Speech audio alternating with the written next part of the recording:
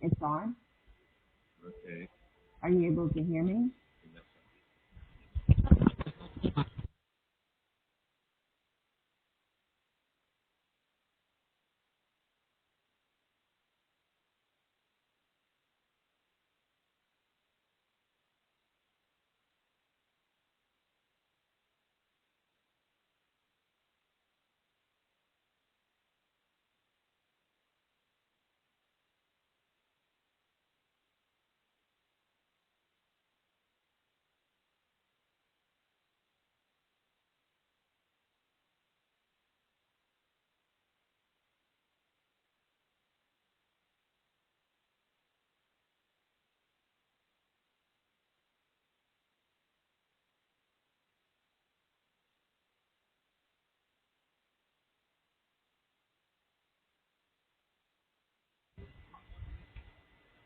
Okay, just testing 10 minutes before the webinar.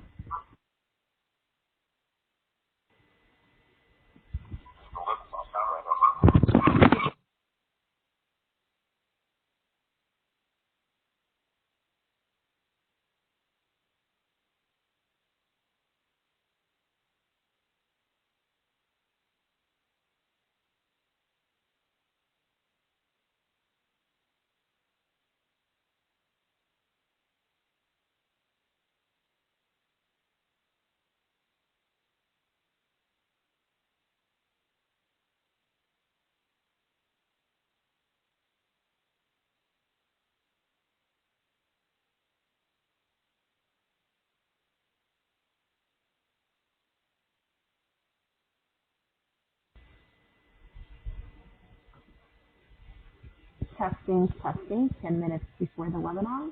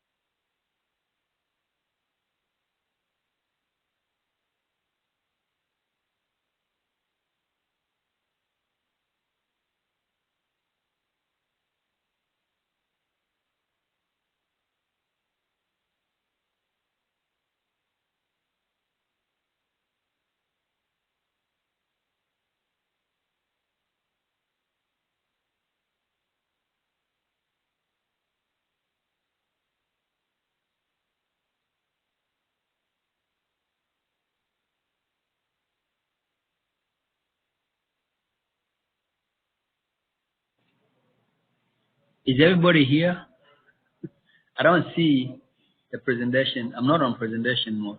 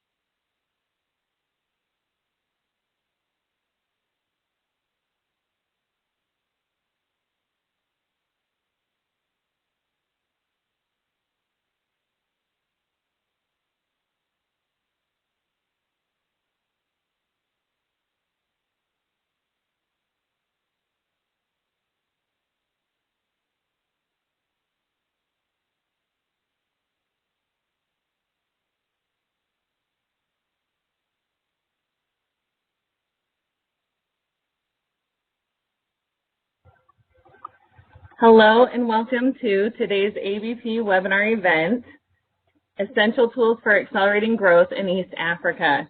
This is part one of our upcoming East Africa series, and we're excited to be hosting it with the East Africa Chamber of Commerce. Now, kind of as an introduction, not only are we getting used to a new webinar platform today, but this is our first time doing a panel type presentation, and so there may be a few glitches as we all come on and everybody gives their part, but we're hoping to keep things just casual and interesting, and so just have a lot of fun talking about East Africa trade opportunities. So we wanted to introduce you a little bit to today's webinar platform. As you can see on the right side, there's a chat feature. And this chat feature is a good way for you to stay connected with me. If you have questions, if you can't hear a presenter, or if something is going wrong, please feel free to send a note in chat. This is also where we're going to be connecting with any Q&A. So if you have any questions that you want to be able to ask for later in the presentation, please go ahead and just submit those via the chat window, and our presenters will address them at the end. Our first presenter is Benson Kasui. He's a native Kenyan, and he is actually the founding chair of the East Africa Chamber of Commerce and the Kenya Diaspora Advisory Council of Texas. Now, Benson is an entrepreneur and continues to link businesses in both U.S. and East Africa, utilizing his extensive network of business and government leaders on both continents.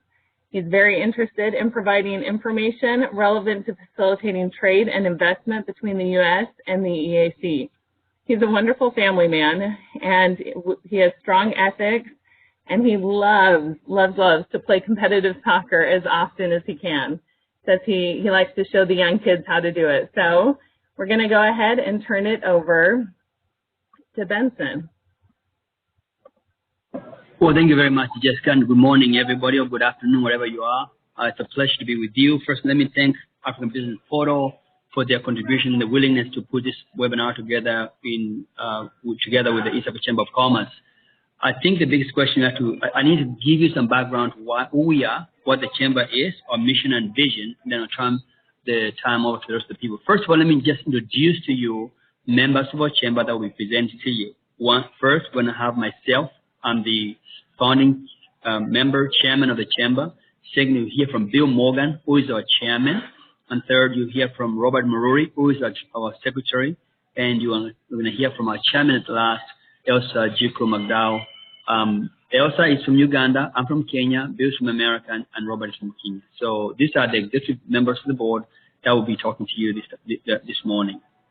A few years ago, not a few years ago, about 10 years ago, we were, several guys got together to address an issue that is always pressing to East Africans, actually for all Africans. Every time you leave the country, you come to this country, people back home think you have a lot of money. So they continuously ask you for money. Your family members, your neighbors, anybody you have ever come in contact with, they're always wanting some help. And the money is well spent. Some is used to be used for tuition for school kids. Someone gets sick, then you get them a hospital. And so we are drained financially by those processes and those requests. So we got together and tried to figure out how can we address that problem to ourselves and to our people where we come from. So we thought that rather than continuously send money home, it would be better that we find a way to help them get jobs. Teaching a fisherman how to fish will be the answer to this. So we feel that by organizing, encouraging companies to go to East Africa or Africa to organize, to start manufacturing there or work there, will give those people an opportunity to be employed. It might not be my brother or my sister or my nephew, but it could be somebody in the village who will no longer demand that money or make those requests. So we sat down, had a long conversation with a few guys from East Africa, and at the end of it, we decided that we need to form an organization that helps promote trade and investment between U.S. and East Africa. So that was really the founding principles that led into formation of the East African Chamber of Commerce. The chamber consists of the 5 member countries, which are Kenya, Uganda, Tanzania, Rwanda, and Burundi. Now we also have the 6th member, the newest member of the chamber is Southern Sudan, who has been accepted in the EACC community. It is structured the same way as East African communities are structured. We are also waiting reception of the DRC, who have made an application, and we're also working on getting Ethiopia. Our partners include all the embassies of all those countries that I mentioned, and African Business Portal, who is also who's hosting this event. Our mission, like I said, is to promote trade and investment between the U.S. and East Africa. We do this by organizing annual trade conferences in Dallas. We invite people from East Africa and people from this country to come and meet in Dallas, and we create a marketplace, a table place for them to trade, discuss trade and investment opportunities to promote investment between here and the U.S. and East Africa. Our current membership consists of all the 5. Our board consists of the 5 member countries. They are all represented in our board membership. We have Americans. We also have East Africans. They are all very, very well to do people in terms of knowledge, and they are well connected for that purpose. Why would you want to join the chamber? Or why would you be involved with the organizations? Because we have some some tools that we want to apply that can help you promote your business and make it easy for you to start doing business in East Africa. As you know, we have the team that we have here will be able to discuss some of those tools that we have we've become very proficient with them. We have taken organizations to East Africa to do business, to start their transacting business over there in the past 9-10 years. This is when we were formed. So as we go through this exercise, you will please put your questions together, and towards the end we'll open the discussion where you can ask us questions and we'll reply accordingly. With that, I'm going to turn some time to the new presenter, our chairman, our vice chairman rather, Bill Morgan.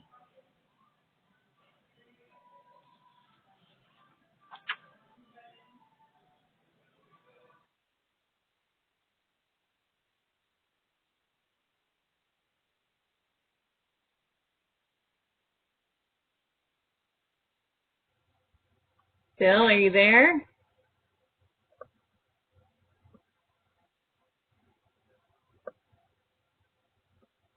Okay, we may need to go ahead and skip on over to Robert, and then we'll come back to Bill a little bit later.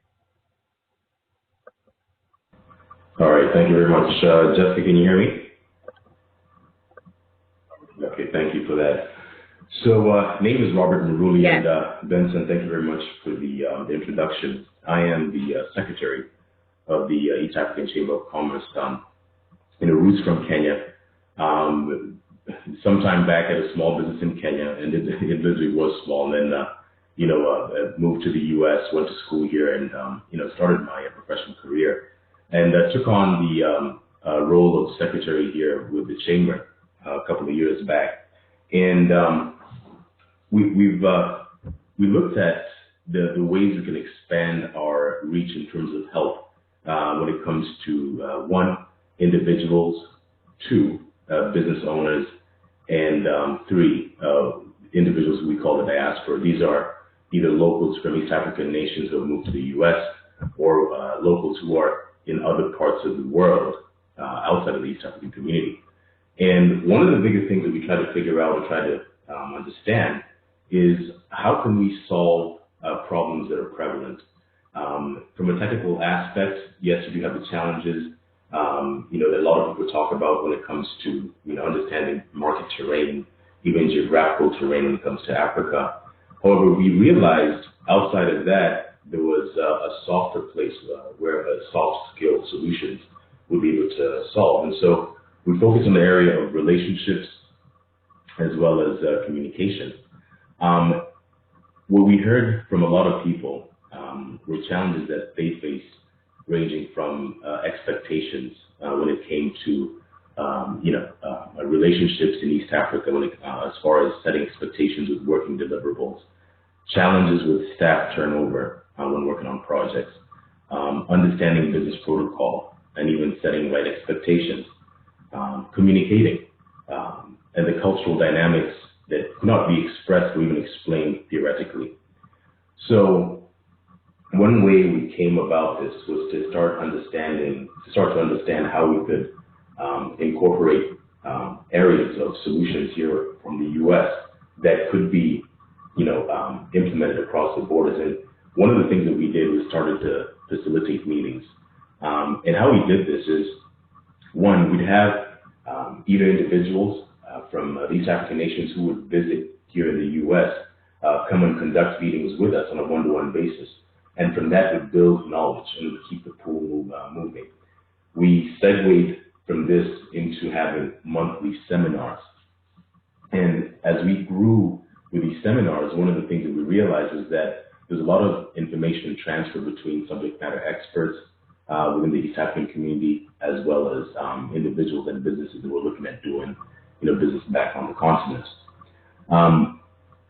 When we look at a bigger thing as far as relationships and how that glue really does help with the facilitation of business process, we looked at it from an angle of policy and also an angle of business. Now, from a policy standpoint, one of our, lack of a better word, clearinghouses, or at least clearing channels, excuse me, were through the embassies. And so, as Benson had mentioned, we've created a very vast network of individuals within the embassies who, have been able to relay information to us as far as some of the hot topics, maybe agendas that might be key. And with that, we've been able to invite subject matter expertise to meetings here in the U.S. Now, the meetings that we do have consist of, one, the monthly meetings, and we have an annual conference that culminates everything that we do throughout the year. In between that, what we do is we'll facilitate communication between interested bodies, especially if there's something that someone is working on and maybe they've hit a quagmire, at least they've hit a roadblock, and they're trying to get a resolution too. With that said, of course, these are solutions that we feel have added value to a process that's already in play, or at least an idea that's already in play. Sometimes questions have come up as far as, well, what do I do, or how do I start? There are a lot of resources as far as how you can start, even on the U.S. side. Our key strength comes into play when there's a definite will and a definite vision in terms of saying, okay, let me make this transition onto the continent. One of the things I also wanted to mention was the challenge that people face with the availability of data, or lack thereof. Now, this is common because, as we see within the East African nations, and maybe even prevalent across the continent, is the freshness or the ability to sustain an evergreen solution to data. And with this, one of the things that we have found is that keeping constant communication with open relationships gives us better solutions as far as, okay, what's prevalent, what's new, what may not be new, and what's stale. And with that, we transfer this information to interested individuals. One other thing I'd also mention is with our transition into, I won't say transition, but then being in the information era, we're seeing that it's important to have an open network of communication, not just internally within body members of the chamber, but also with the rest of the world. And we sincerely feel that even on higher business levels and people involved in business deals, sometimes perception is reality. And so with that, we'll be coming out with a podcast, and actually this will be a venture, or at least an idea that I'll be pioneering, whereby we'll have podcasts of interviews with subject matter experts, entrepreneur types as well, and more specifically entrepreneur types, because one of the things that we've seen is that even the simple questions that could be answered by a simple phone call may be a big hurdle for somebody as far as understanding how things work. And not only that, even autobiographical stories do sell a lot as far as how somebody actually made it. things do change. Business dynamics change all across the world, in the U.S., and it's expected in other countries as well. So with that, we hope to expand our reach, and not only that, expand understanding in terms of how things actually work, and with that, build, a big community that actually does understand how we can help. Now, it's not to say that we here at the EACC are the only way, for you to get solutions that could enhance your relationship or even communication. We feel that as a community of nations put together, we've been able to build a stronger base because we have different representation. Even if Africa sometimes is seen as a total continent, you'll be amazed at how there'll be small nuanced changes when you cross borders between Kenya, Uganda, and Tanzania, and whereby having somebody in that specific country may be a big benefit, and for you to understand exactly how things work. Project time frames may be different, deliverables may be different, and it's important for anybody who is interested to understand this and be comfortable with it. But also to feel that at least they have a resource they can trust. So with that, I'd want to pass this on to, I'm assuming Bill is on, and if not Bill, I'll have Elsa come on then Bill. Bill, are you there? I think Bill is with us, and so he's going to take over next.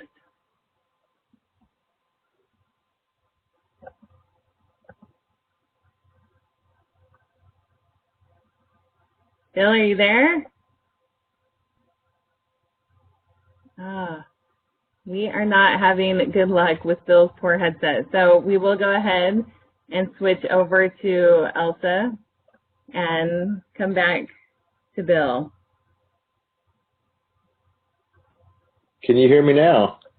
Oh, Bill, are you there? Yeah, I had to refresh this web page, and now my mic is working. Oh, good. So this is a great presentation. Upon conclusion, no, thank you for your patience, everyone. If you don't mind, I'll jump in. That's okay. Go for it. My desire this morning is for those of you that have may not ever considered working in Africa. I wanted to take you on a little bit of a journey that I've made since 2009. I'm an independent management and technology advisor with a practice. I've had a business for about 15 years now, and had a passion to serve in developing and emerging economies around the world, and really fell in love with Africa, and specifically East Africa, with everything going on. I mean, for me, traditionally, I didn't really think much of Africa as being modern, or didn't put a lot of thought and attention on how much economic opportunities there really are throughout the continent, outside of the typical oil and gas kind of things you hear about. But when I landed on the ground and got immersed into the culture around these very strategic initiatives that most countries are going through at some level all over the continent, but in East Africa, the member countries are highly devoted and highly motivated for their Vision 20X strategies. They have, Rwanda, for example, has a 2020 strategy. Kenya has a Vision 2025 or 2030 strategy. Tanzania's got a 2025 strategy. These are all very significant master plans of the goals that these countries want to accomplish in the next 20 years, and they contribute literally billions of dollars to massive amounts of projects in all industry sectors in those countries. And I was not aware of this until getting involved and on the ground. And it's one thing to kind of hear about these big, bold initiatives, but it's another thing to experience that they're actually very aggressively moving from vision to reality through execution. So that's a story I wanted to kind of share with you guys today. A critical tool in helping grow your business and assisting with resources that are needed in East Africa. I'd get plugged into these national strategies that whatever countries or countries you guys are interested in. In my case, I spent quite a bit of time in Rwanda, so I thought I'd take a few moments to go through that. But just realize that with the national strategies that they have, they're linked to county level strategies. each county has something that might generically be referenced as a county investment development master plan, and all of these master plans are heavily funded, and then from the counties they get broken down to cities and districts, and there's a huge amount of activity going on economically in every sector, from real estate to agriculture to mining and minerals to energy, particularly clean and green energy programs, ICT, information communications and technology, healthcare, and many other sectors. I got involved in the information and communication technology sector in Rwanda, and it was since 2000 they've decided that is the sector that's going to empower all the other sectors to thrive in a very scalable, agile economy, where they move everybody from a sort of an agricultural-based economy to a knowledge worker, services-based economy, leveraging smart cities and smart hospitals and smart schools, and they tag it a smart economy. And so with that, they've invested heavily into this sector, $500 million just in ICT, broadband technologies in Rwanda. I've been able to help them commission national data centers, national fiber networks, national LTE networks, and all of these are to empower trade and growth and manufacturing education throughout the country and throughout the EAC.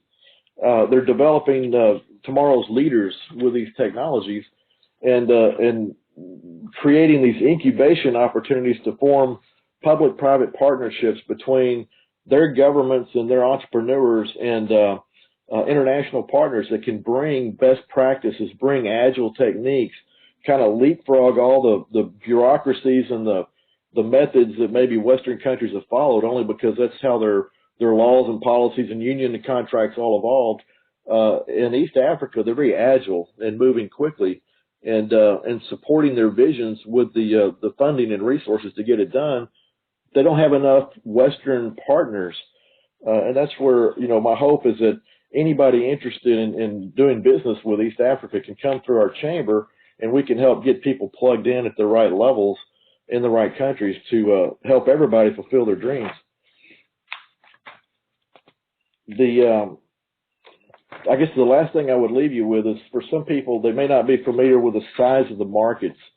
They're little over Rwanda. It's about 12 million people, but they've got a GDP of about 16 billion US dollars, and they're growing their economy through their trade and programs and partnerships with their neighbors in the EAC. So the East Africa community, their regional sort of trade bloc, represents 6 countries, 170 million people, and about 412 billion US dollars in the GDP. And they then trade with West Africa, South Africa, and through trading blocks and trade agreements they created throughout the continent. If you're not familiar with the African Free Trade Zone community, that's about $527 million or million people with a GDP of 625 billion US dollars.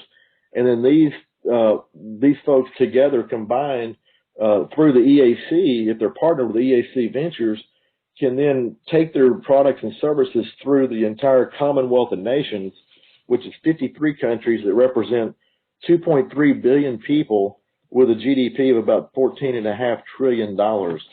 And so Rwanda is so committed to partnering with people, outsourcing with industry experts from around the world, that they've got a program through the Rwanda Development Board that allows you to set up business ventures in Kigali, for example, within a matter of hours. Certainly within a day, you could be turnkey, standalone corporation, joint venture partner, put together public-private partnerships. You're up and running in business, and they can provide phone service, email accounts, office space, do all your logos and branding. I mean, they're designed for rapid acceleration into the marketplace through the EAC.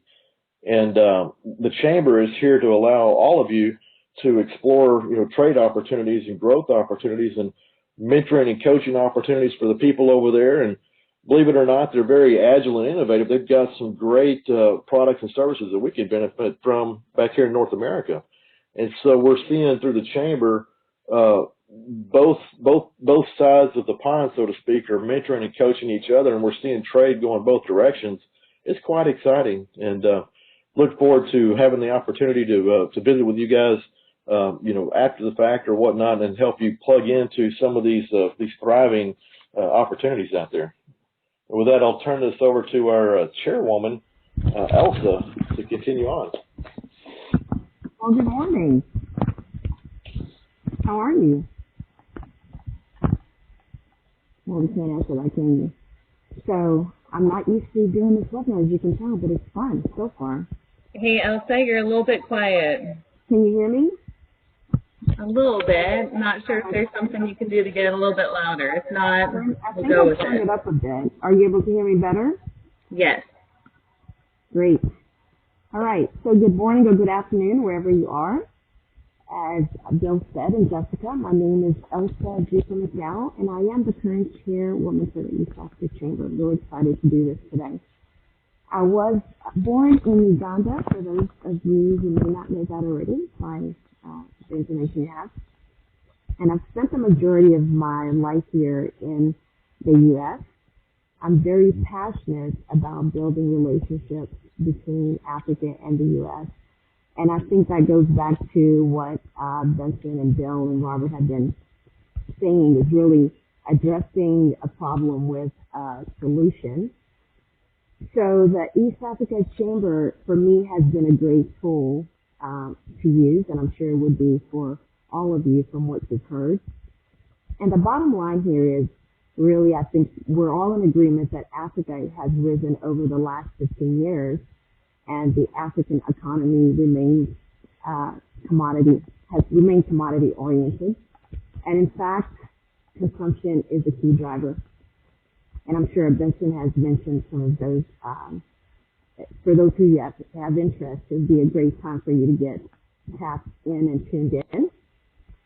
And so, as we're witnessed by some of our current events and previous events, from our attendees and sponsors, we've seen that the East Africa Chamber of Commerce really exemplifies a unique partnership and collaboration for business. And by the way, I want to say thank you to the African Business Portal for hosting and being our partner in this. So again, the EACC does exemplify the partnership and collaboration for business and civic and educational leaders in the East Africa region and the U.S. And I believe that we're certainly the most influential. However, as Robert said, we aren't the only ones, but we do make ourselves open not only to East Africa, but all of Africa. And as growth and investments in Africa remain positive and positions to accelerate, our goal is to continue to grow and build relationships, help people connect. We're an action-based organization, and thanks to our enthusiastic and driven sponsors and members, we continue to grow.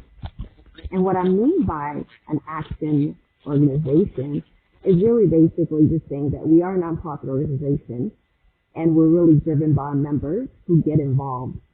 If you do decide to join the chamber, I do encourage you to get involved. We do have many tools that we provide, and I'll go over those tools again, just so kind of to drive back to what Robert talked about.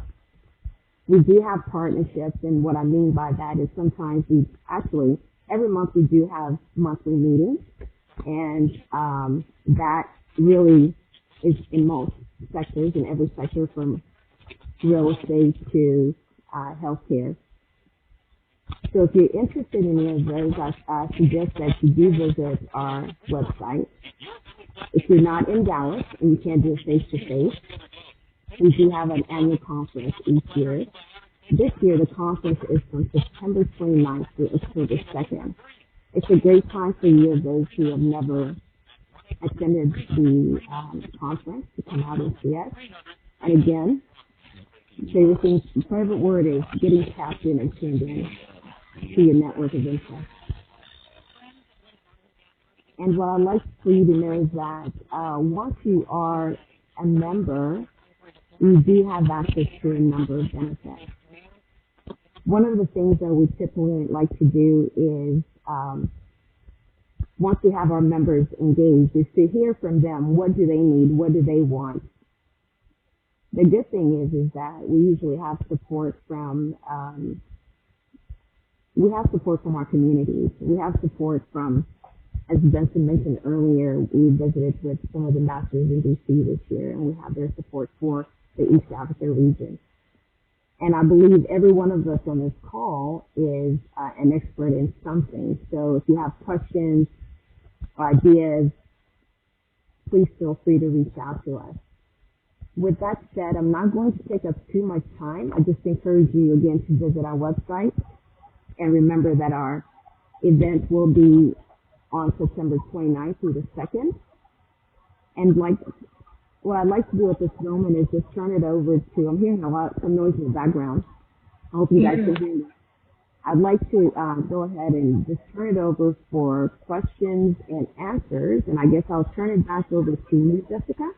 Yeah, and I'm actually going to just kind of recap what you said, because I don't know what is going on with your headset, but there's been some interference and people are having a hard time hearing. So we basically, Elsa was saying that there's a lot of value in what the East Africa Chamber of Commerce is doing to try to connect people and to educate people, and they really grow based off of the needs of their members. And so they, encourage you to join with the East Africa Chamber of Commerce if you're interested in doing business in East Africa, because they have some pretty awesome relationships. They're just back in DC meeting with a number of the East Africa ambassadors there, and they have different, like Elsa mentioned, I don't know if you could hear, but different members have different areas of expertise. And so it allows for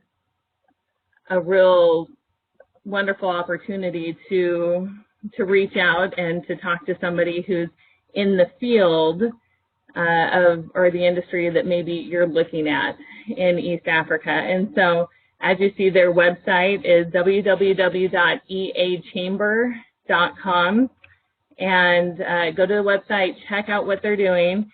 They're based out of Dallas in Texas, but they do events and connecting and networking across countries, across continents. So don't let that dissuade you at all. The event that Elsa was talking about, it is on September 29th through October 1st. It's called Accelerating Growth, and it's hosted in Dallas, Texas. And they have a number of speakers and some really quality workshops and stuff going on. So if you visit eachamber.com, there's a link that takes you to the registration site for the Accelerating Growth Conference, and it's amazing. You definitely want to check it out. And if you're available, you want to go, because these are people that you really want to connect with.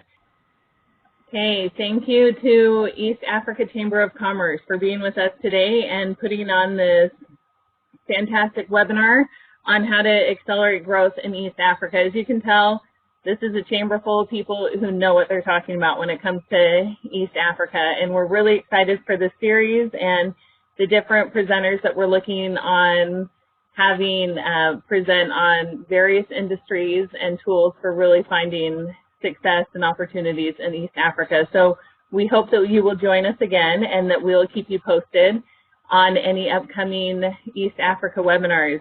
As you see, if you're interested, join or log on to www.eachamber.com and become part of the conversation, become part of the group, connect with these presenters on LinkedIn, keep the conversations going, because that's how business in East Africa is really going to grow as we continue to build out that network. Thank you so much for joining with us today, and we hope to see you again.